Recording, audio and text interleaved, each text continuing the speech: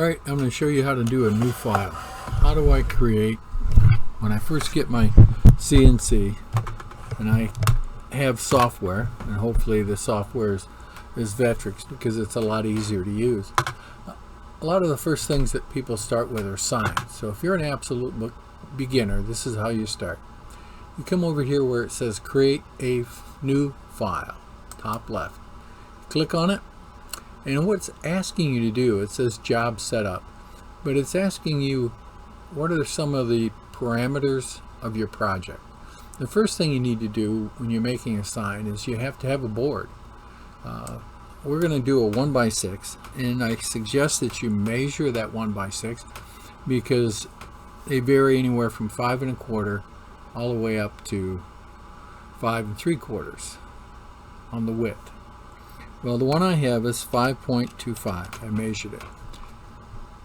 And that's what we think of as width on a board. But the reality is, I don't want my sign like that. I want it so it lays down here so I can see it. So we're going to take that and turn our board sideways and make the height become the width of the board. So the board is 5.25. How long is my board? My board is 12 inches. How thick is my board? And again, you need to measure it, especially if you're cutting through it. But we're not cutting through it. We're making a sign on top. So we're going to assume that it's 3/4 inch. And to start off, it's a good idea to put your project oriented in the centers. And this is the center of my project. And all you have to do is take a straight edge and draw a line so that it intersects in the center. And don't make it over the whole board. Start your line right about here and come across, and when you lay your straight edge from this corner down to this corner, come back and make a line there. And that gives you your center point. And that's where you're going to zero your machine at. We're going to do this out of pine. Let's see if we got some pine in here. There it is. See it? Pine. It doesn't matter what you select really, but pine is the material we have. So we're going to say OK. When you're doing a sign, you're going to do letters. See them right there? Draw text. Keep in mind, this is our first project. So we click on that, and our letters are going to be, let's make them 1 inch high just to start with. And we're going to come up here and type something. This is my, all right? And I'm going to stop right there because I'm going to put sign down here.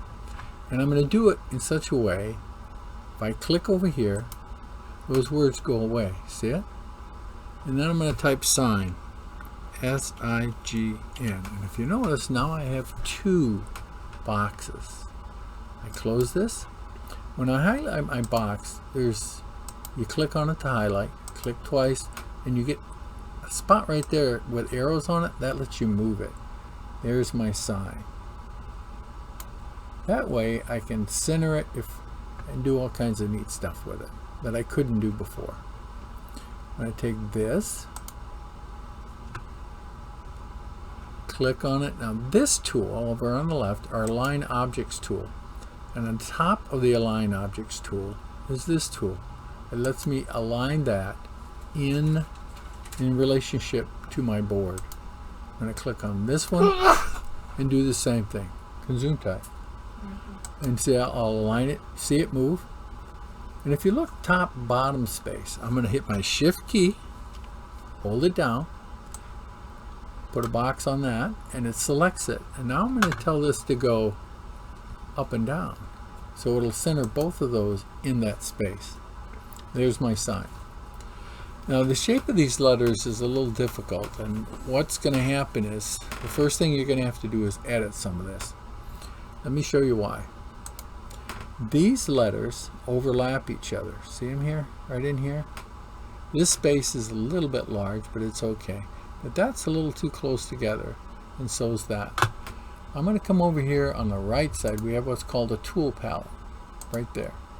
The tool palette, the simplest way to machine this is using this tool. It's a Vcarve tool.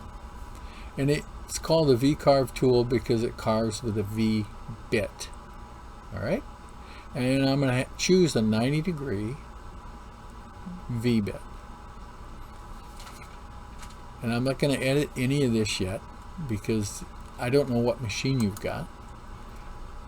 I slow mine down. This is a feed rate of 30 and a plunge of 10, so that's okay for me, for my machine. I have a CNC Shark, a real old one down here, so it's not that strong. And right here I'm going to change this name from Vcarve 1 to letters. And you just highlight it and type it in there. And I'm going to let it calculate it. And just hit the calculate button. And then I'm going to hit the preview button. See how it automatically went to a new screen? I'm going to hit preview button. And I'll preview the highlighted path or visible path. And there it is. There's my first sign. It's that easy to get started.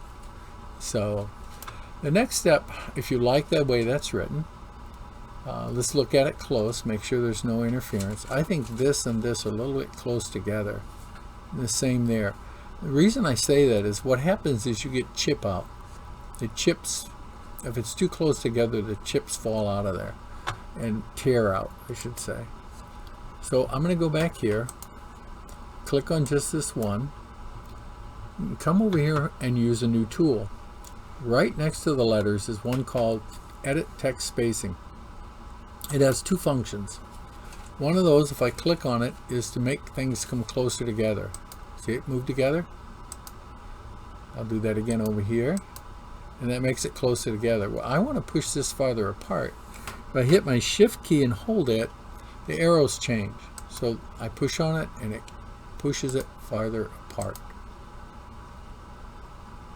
And it only works if it's highlighted. So if I come down here, you notice it disappears. So I release my shift key, click out in open space, click on this, hit my shift key again. So I push this apart, and this apart. Now what I do is double click on my letters toolpath. The reason I do that is it opens up the toolpath. See it there? So I'm back to where I was, and this is still highlighted. And the reason I'm doing that, calculate it, is it moves things, and it doesn't look here like it changed anything. So I am not going to reset my preview.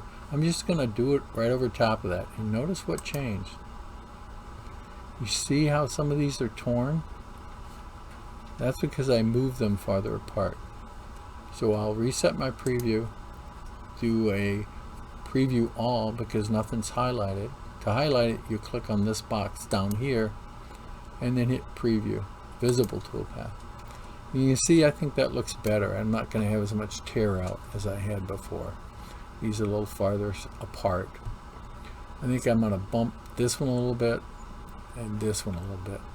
But that's it. That's how you make a sign. That's the first and easiest and quickest way to do it. So then you do a file save, and it comes up, and I'll put on here my first sign.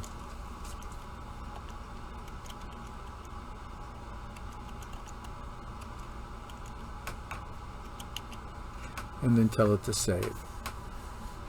And it's going to save it in chairs. Let me go up one and see if I can find a better spot.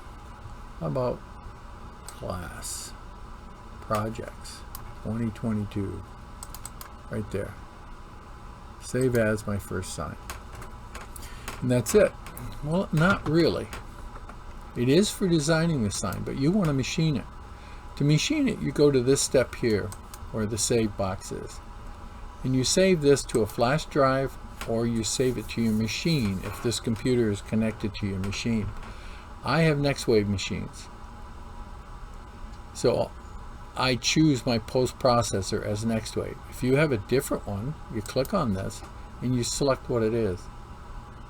Okay? So you can do it that way. And there's hundreds and hundreds and hundreds of them in there. So you have to select your machine.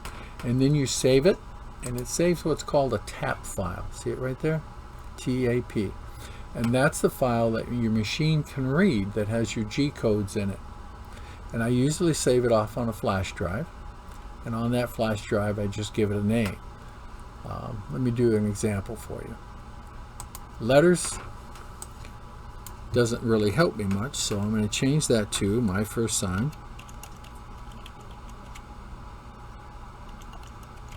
Then I know what it is. I also need to know that it's a V bit, so I'm going to put V dash bit, and it's 90 degree. There you go. And the next thing I like to put is that it's centered, CTR. So that tells me where my 0 point is. It's in the center of the sign. And then I save it. So that if I go back to save it again, you'll see that it's right there. It's already there. So I know the file was saved properly. So I can hit cancel, and we're done. So I can close this, turn that off so I can see my beauty of my sign. To zoom in, you click on it and scroll down. How do I move left and right? You hold the control key and you can drag it left or right. Zoom back out by scrolling the other way, and you can rotate the sign. Grab a corner and you see you can pull it and rotate it. So there it is. Have fun with your CNC, and if you've got questions and comments, let me know. Have a great day.